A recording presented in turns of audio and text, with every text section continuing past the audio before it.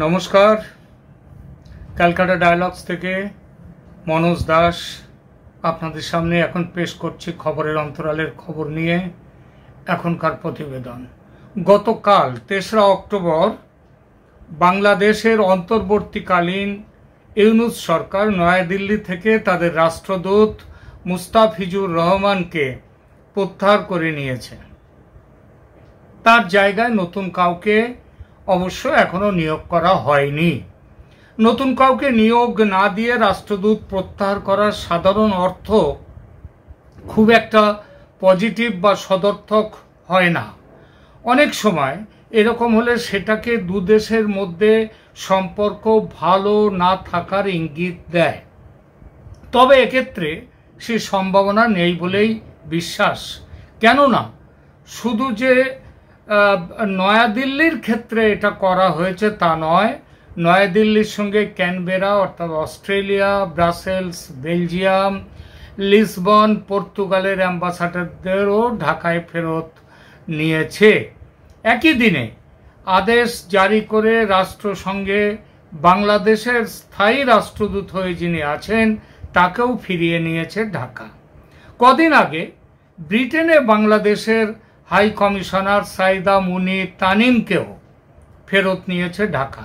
সুতরাং ভারতের ক্ষেত্রে আলাদা করে কিছু করা হয়েছে ব্যাপারটা এমন নয়, বরং বলা যায় একটু উল্টো করেই যেন উল্টো দিকেই যায় যেন ব্যাপারটা। কেন? কারণ ক্ষমতায় বসার মাত্র 8 দিনের মাথায় 16ই আগস্ট ইউনূস সরকার 7টা দেশের রাষ্ট্রদূতকে ফেরত নিয়েছিল।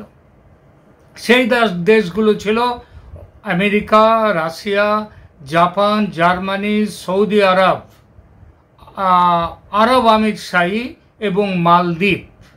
এই তালিকায় কেন ভারত ছিল না সেটা নিয়ে তাহলে অবাক হতে হয়।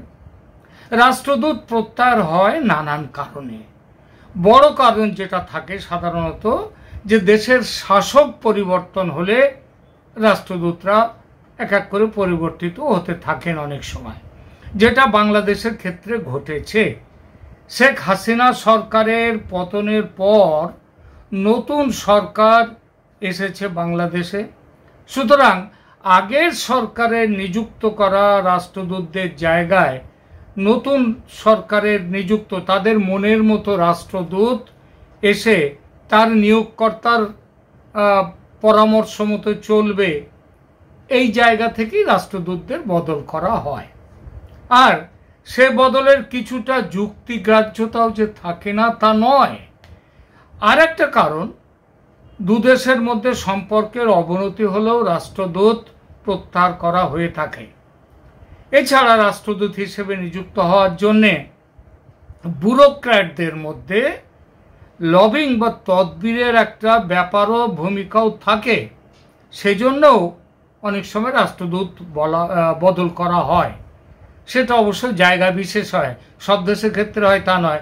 যেমন ব্রিটেন, আমেরিকা, ইউরোপের কিছু দেশ এমনকি নয়াদিল্লিতে পোস্টিং পাওয়ার জন্য প্রত্যাশীদের মধ্যে একটা ইঁদুর দৌড় সেটা লেগে থাকে।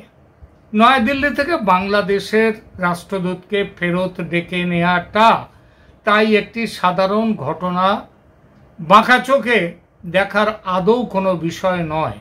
তবে নয়াদিল্লির ক্ষেত্রে না থাকলেও এই পুরো প্রক্রিয়ার মধ্যে যে বাঁকা চোখে দেখার মতো বিষয় একদমই নেই তা কিন্তু নয়, আছে এবং ভালোভাবেই আছে।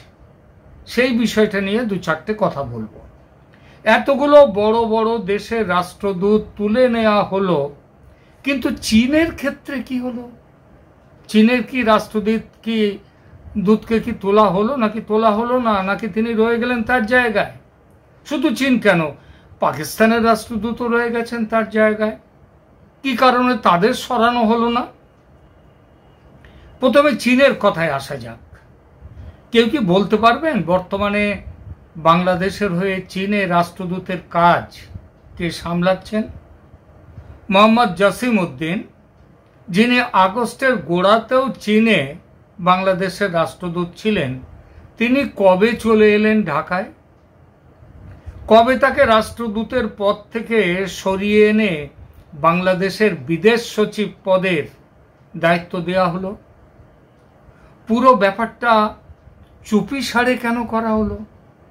খোঁজ করুন, স্পষ্টভাবে কোনো উত্তর পাবেন না, এটা আমি লিখে দিতে পারি, কারণ পুরো বিষয়টি ধোঁয়াশায় ভরা আছে।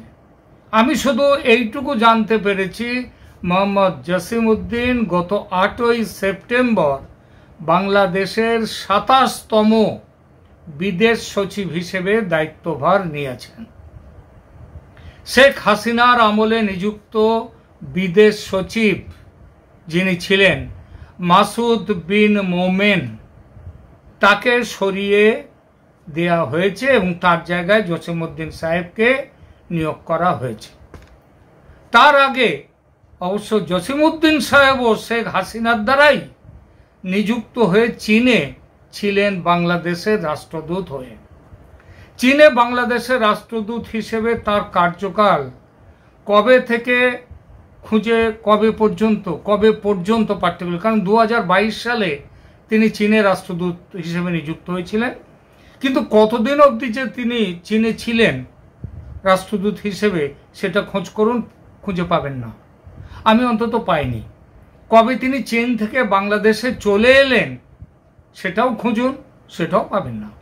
শুধু এটুকু জেনেছি, রাষ্ট্রদূতের পদ ত্যাগ করে চলে আসার আগে 25শে আগস্ট তিনি চীনের যিনি ভাইস ফরেন মিনিস্টার সান ওয়েডং তার সঙ্গে দেখা করেন। দেখা করে তিনি তার পদত্যাগপত্র সেটা দেন, তিনি কাজ ছেড়ে দিচ্ছেন, দিয়ে তিনি চলে আসেন। প্রশ্নটা স্বাভাবিক, সবাই যখন নির্দেশ পেয়ে চলে আসছেন তখন তাকে পদত্যাগপত্র দিয়ে চলে আসতে হচ্ছে কেন?